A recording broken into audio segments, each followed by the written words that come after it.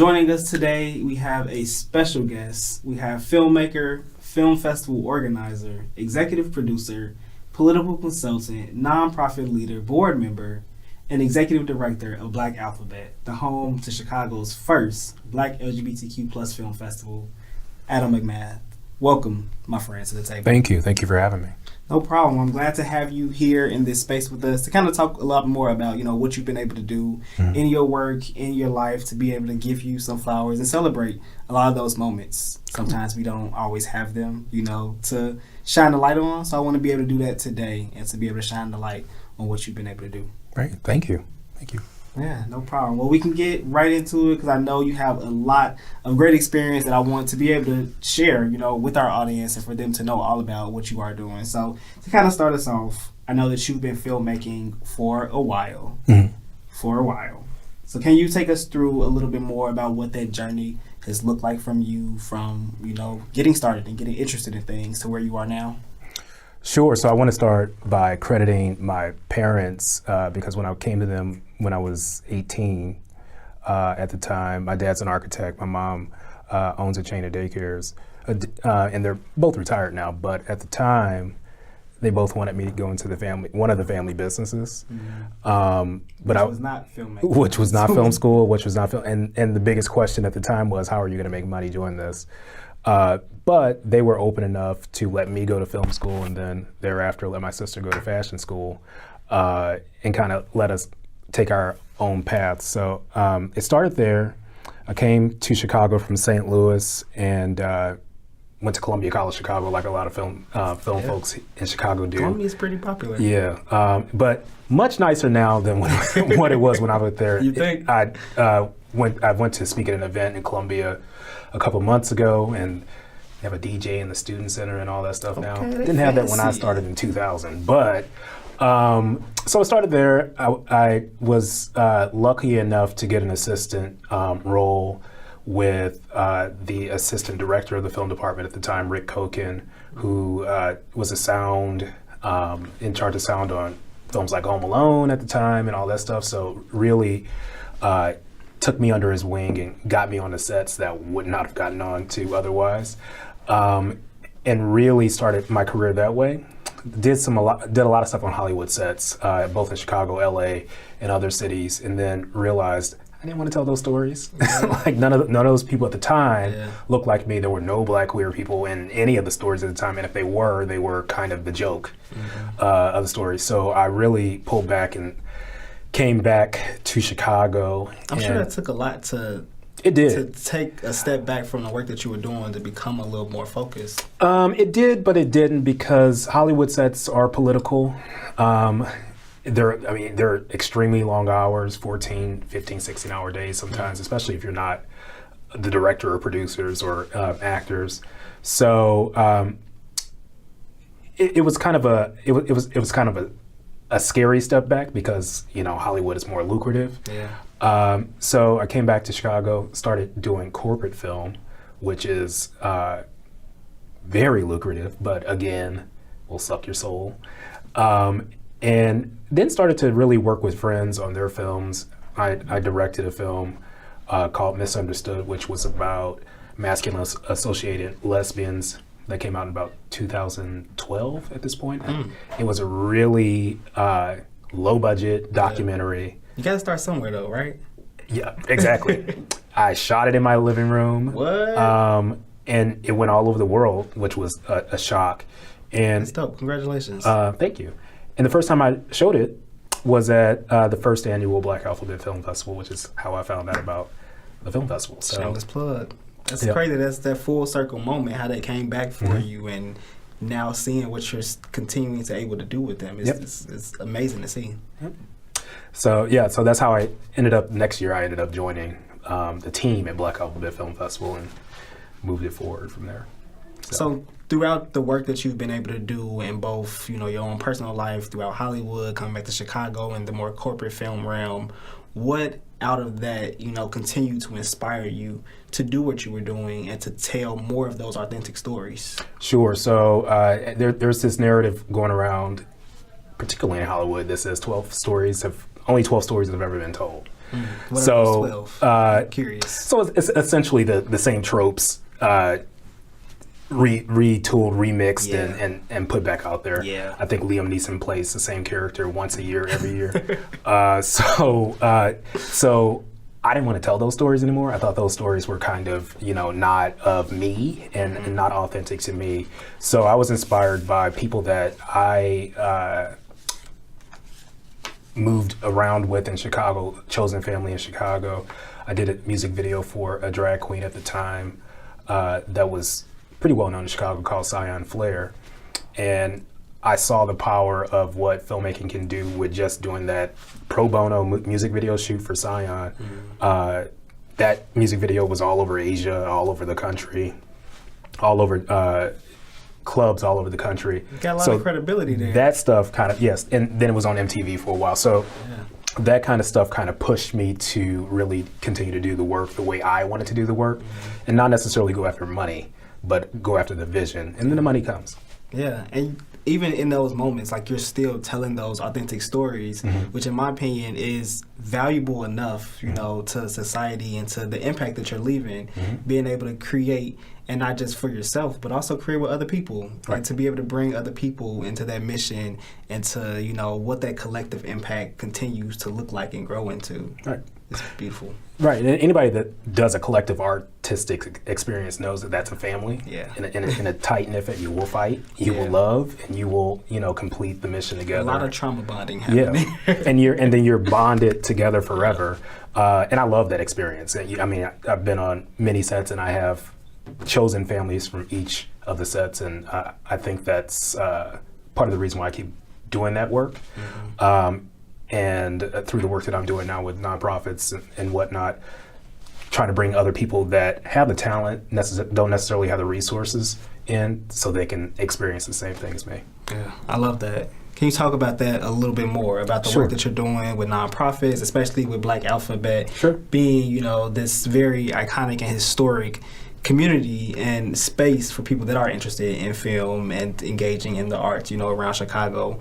What does that continue to look like for you supporting that mission? Sure. So Black Alphabet in particular has changed drastically since I've started to run the organization. I think I started running the organization about 7 years ago. And originally the film festival, it was just a film festival. That was the only program that we did. And really, create a community around people coming into a room and seeing themselves on screen. Right before the pandemic, I produced and edited a film with Daryl Stevens and Samson McCormick in it. And I wanted to show that film. Two iconic figures. Very iconic. And I had a easy connection with Samson. I was managing him at the time, so I really wanted to bring that film to Chicago. And Miss Laura was in it, so we had a lot of, and it was really a story about Samson's life and his experience with his mom. And I wanted to bring that film to Chicago during Mental Health Awareness Month, which we're in now, and have a discussion about how trauma in the family impacts Black gay people, in this case, Black gay men. And that experience, I think we had about 120 people show up to an event that was supposed to have 100 people at it, but I digress. It's hard getting people out to. It really is, and it was a rainy day, and Chicago, you know how Chicago is.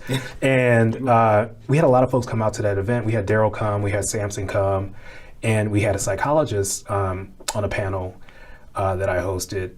And what I noticed during that event was most people had questions for the psychologist.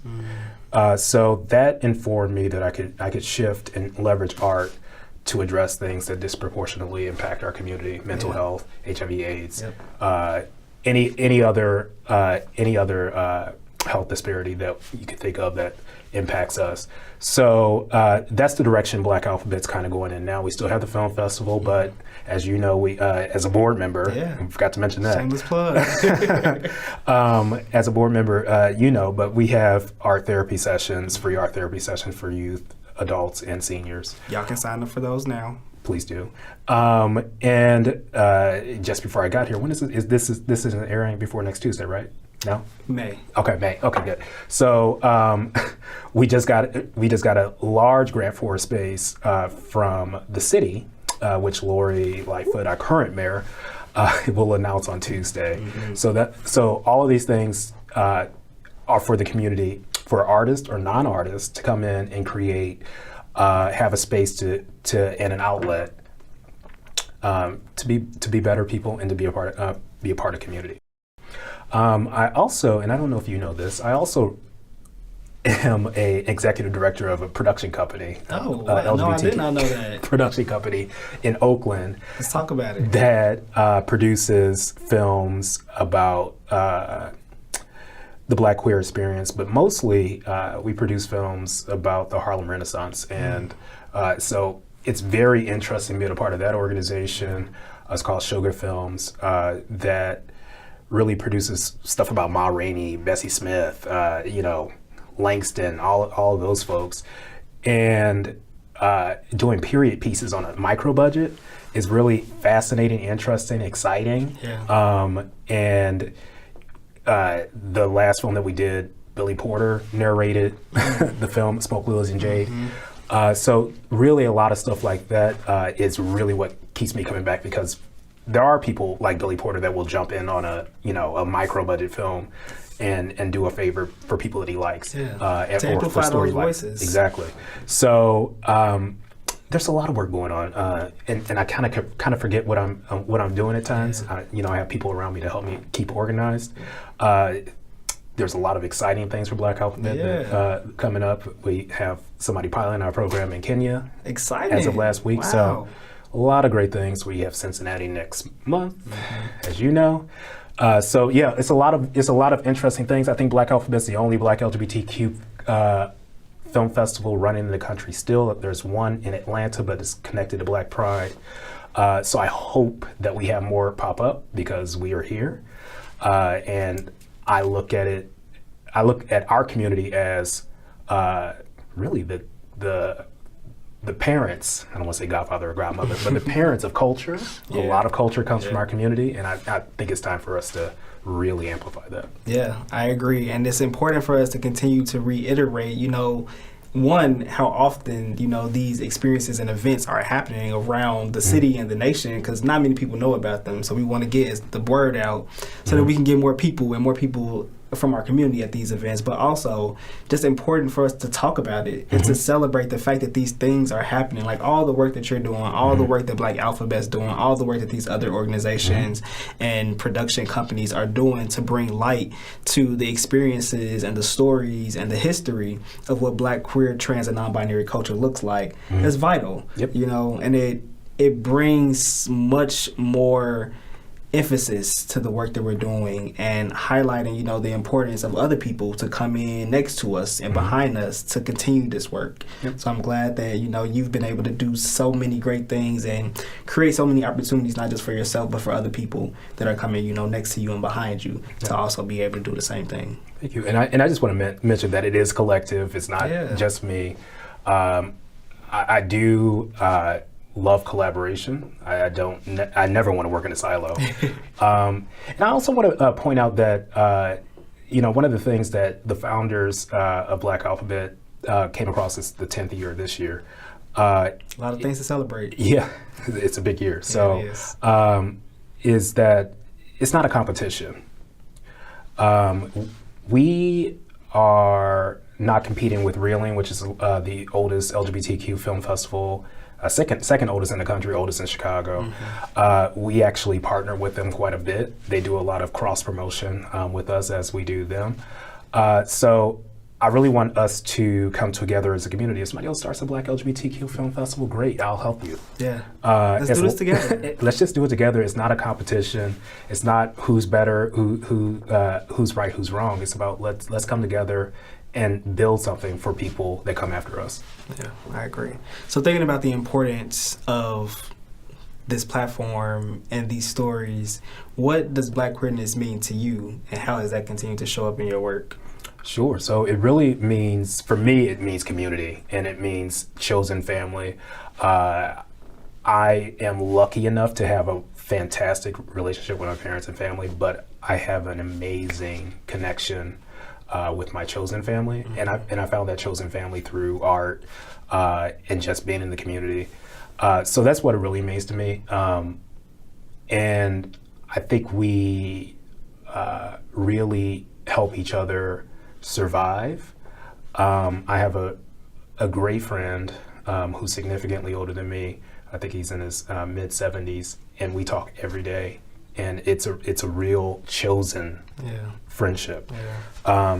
And we bounce off each other. Sometimes I have an issue that he helps me solve, and vice versa.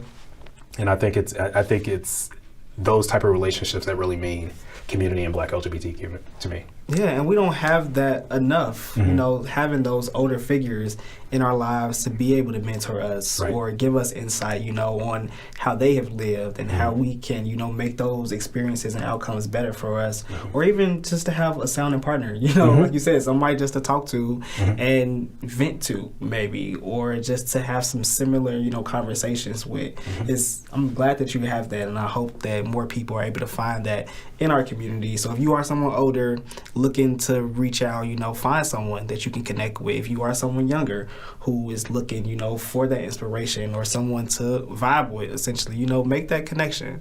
But it's important, so I'm glad that that's continuing to happen. Yeah, it's I think it's vital to the survival of our community and people in the community. Yeah, I agree. So thinking about, you know, what that older figure has looked like for you, has there been anything in your life that you may have struggled with, you know, to overcome in the beginning, but now looking back on it, it has brought you a lesson or something that you've learned from? Sure. So being my authentic self has always been a struggle for me. People see me in the community all the time, and they're like, he's out. And I mean, to this day, and this is something that is in the back of my mind, I pick and choose who I tell a lot of my outness or my queer stories to. Mm-hmm. And thank you for sharing space with me today. Oh, absolutely. And it's actually interesting because I mean, Harvey Milk used to say, you know, come out of the closet. He basically wanted everybody to come out of the closet. Mm-hmm. And for us, that there could be some violence associated with that, or you know, other harmful things associated with that. So it's a little bit different for everybody.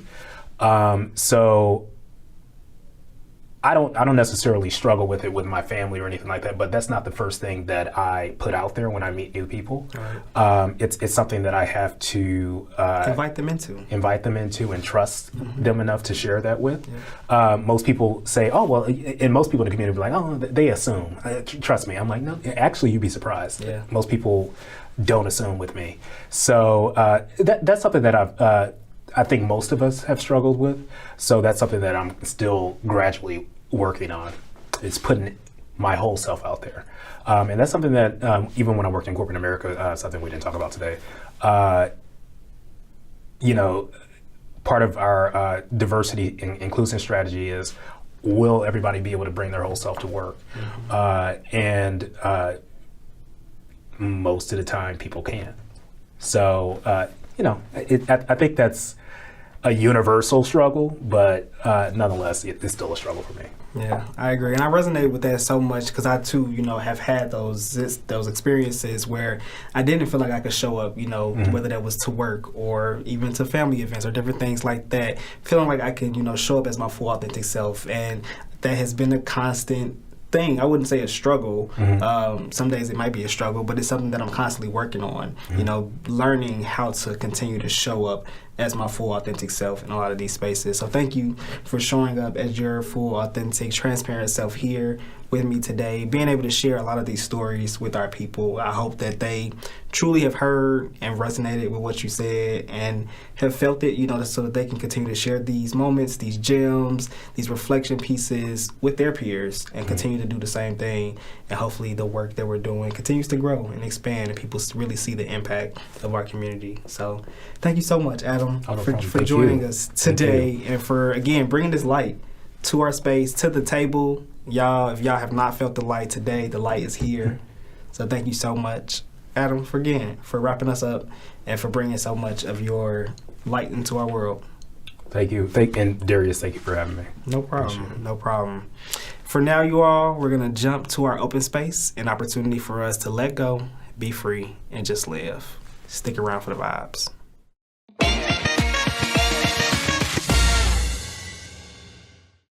All right. So today's game is called This or That. It's going to go one or the other way. Mm-hmm. So I'm going to give you two different options. You can let me know which one you're feeling a little bit more of. Okay. All right? It's going to be real simple, real cute, real fun, real quick. All right? So, bowling or basketball? Basketball. Really? Yep. Played varsity all 4 years of high school. Wow. Yep. Okay. Good to know. Good to know. Skating or skateboarding? Skating. Okay. Have you been a skater? I've skated. I probably wouldn't do it. You're not a often, skater. But definitely not skateboarding. Gotcha. Yeah, I feel that same. Crossword puzzle or a Sudoku? Crossword puzzle. What's your favorite? The New York Times crossword puzzle, because I can never get it done. Yeah. The newspaper ones are always the most difficult. Yep. Coloring or painting? Okay, this has changed. Probably painting now. It changed from when you were younger. Yeah, I used to love coloring, but now painting is therapeutic for me. So. Yeah, it is. Art therapy. Exactly. Let's plug. Reading or listening to music? Ooh, now that's tough. I'm going to go with reading because I'm a voracious reader and I like to learn. So, reading. Same here. About the same way. Lastly, sleeping or watching TV? Watching TV. You'll choose watching TV over sleep? Yeah, I don't sleep a lot. I sleep like maybe 5 hours a night, maybe. Yeah. Okay. Yeah. Same here. Yeah. I feel like that's enough time. That's enough. Yeah. As an adult, my body just wakes me up. I'm not growing anymore, so it's not. Yeah, it is what it is. Well, that's all that we have today. So thank you for joining us for this game. It was fun to me. Hopefully, it was. No, it was not. That was great. Get a little bit, a little bit more information and insight into who you are. A little bit more character. We love to bring some more character to the people. But thank you again, Adam, for, joining us here at the table, bringing all that you have, your transparency, your authenticity, and your whole self to this space with us to be able to share your light with the rest of the world. We'll be back next week, you all, with more Black queer folks being represented at the table. But until then, peace out.